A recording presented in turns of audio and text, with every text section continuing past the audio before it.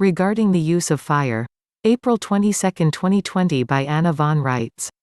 It has been suggested that we use fire to purify the sites where the Satanists have polluted the earth with blood sacrifices.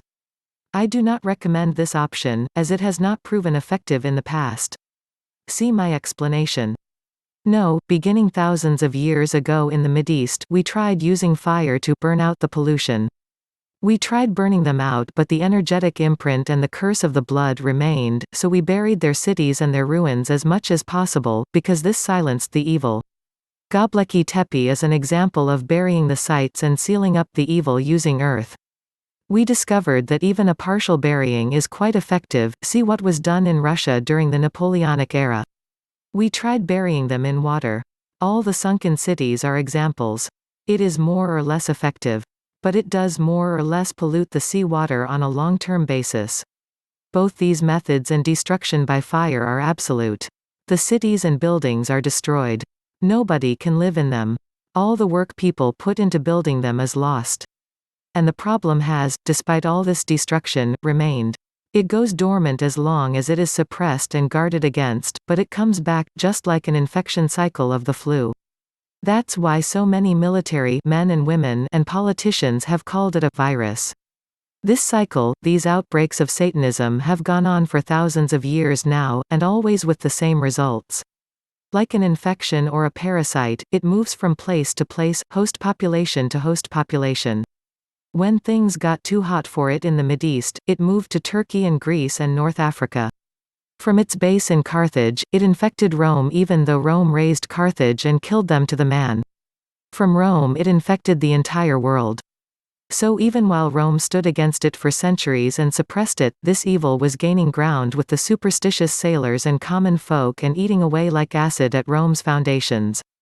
The infection of this religion and its drug and sex-based sacraments then traveled to Cornwall, Wales and Ireland. The coast of Normandy was infected with it, too. The struggle against it in the Dark Ages has come down to us as the story of Camelot. Most people don't realize that Arthur and Lancelot and the others all started out as Satanists who converted to Christianity. Their struggle as first-generation Christians is apparent once you become aware of it. Arthur's incest to produce an heir is textbook Satanism creeping back in. The Egyptian strain of this virus has proven exceptionally long-lived and enjoyed a big resurgence after the tomb excavations early last century and the Golden Dawn revival of it led by pedophile and abuser Aleister Crowley. His granddaughters became the high priestesses in the 1950s to 60s with otherwise sane industrialists and aristocrats spending millions of dollars to have sex with these women to secure forgiveness of their sins in a modern resurrection of temple prostitution. Sin, in their system, equates with monetary debts.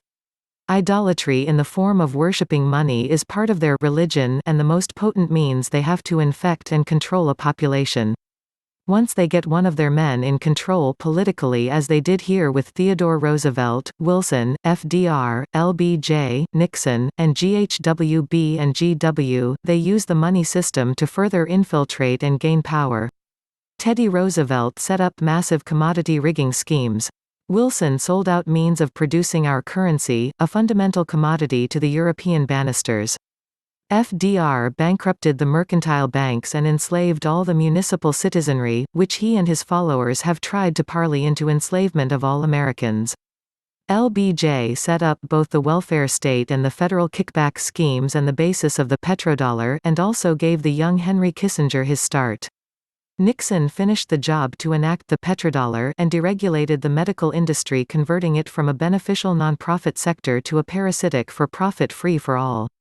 The Bushes promoted and ensured the success of all the prior work and vastly expanded the use of sacramental drugs and human trafficking for the sexual perversions involved in their theocracy, which they ran as a shadow government in tandem with ours.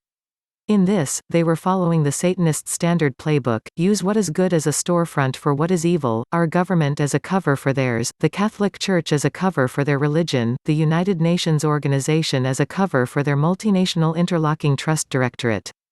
The Bushes pulled all sorts of shady deals with the bond market and created the derivative market, which allowed them to sell and resell the same piece of ground, or whatever other asset, multiple times to multiple buyers. This giant swindle was used to fund war-making and drug running all over the planet. Later acolytes, like George Soros, who bought Disney and converted it into a subliminal marketing tool promoting sex, death, and drugs, and Bill Gates with his embedded surveillance software and vaccine investments, have gnawed away at the blood and bone of our sanity and our governments throughout the world. People realizing this for the first time think that this is something new, but it's not. It's ancient. And it always follows the same patterns and has the same results. The parasite destroys the host to the extent possible and moves on. Only this time, they have aimed at parasitizing and destroying the entire planet, which has obligated them to form extraterrestrial treaties and siphon off unimaginable amounts of money to build space stations and space cities and transport systems for themselves, as they propose to live off-planet in luxury and manipulate everything here from the safety of their home in heaven. Many people around the world witnessed the disappearing Pope. He turned away from the doorway he was standing in and, blip, with what appeared to be his back in full view, he vanished. How do you suppose that is? We were seeing an advanced hologram of the Pope, not the man himself. All of this is in violation of the G202P3 treaty we keep referring to, and also against universal law. As a result, additional assistance has been called in to put an end to the progression of this timeline and bring the criminals to justice. We, at our current state of development, cannot deal with these people, I use the word lightly, or their technology or their allies. Thankfully, all we have to deal with are the physically present and incarnate husks of the parasites. The rest is being cleaned up for us. Getting back to your original question, how to deal with the buildings and the stain on the land and soil which these parasites leave behind each time they are caught and suppressed. Earth works, but not even that is forever. Water works, but is damaged itself in the process. Fire only converts it into another form of itself. Air forms around it, but doesn't provide a substantial enough barrier in a three-dimensional world. There remains the restoring and resurrecting power of spirit, which has proven to be the best means of overwhelming and destroying this parasite. If you have been following along for some time, you witnessed the directed meditations I organized to destroy both the Bardsey Island and Great Palatine seals. These things exist in the realm of energetic templates that form the basis of our perceptual reality. They act like dams in a river to create reservoirs of energy that these evildoers block up and use for their own purposes, and thereby deprive the downstream users that would otherwise receive the benefit, and gum up the natural flow of energy that ensures planetary health. Britain and Rome deliberately blocked the flow of energy to Africa, and then tried to excuse their action by demeaning their victims and promoting racial prejudice. With our normal eyes we can't see these seals, but we have developed external technologies that are capable of locating and discerning these energetic anomalies. They are not really energetic anomalies, a description that might lead people to think that these anomalies have occurred naturally, when in fact they are caused by purposeful manipulation of the electromagnetic field of the Earth. Now, when I refer to the restorative powers of spirit, the fifth element, I am directing your attention to the conduit of rarefied energy that is contained within the interface we have with all that is, the primal creator. Each one of us, each animal, each tree, plant, and rock, is connected to the creator of all this. Together, we make up one living organism, subject to one universal law that includes all the natural laws we are aware of and a great many we have yet to perceive. As I live and breathe and walk upon the earth, I have already been resurrected not by cloning or any such clumsy attempts of technology, but by the hand of the living God. In a sense then, both I and my cohorts are all already dead, which is why, after a few futile attempts to kill me, the bloodline families have recognized their position and backed off.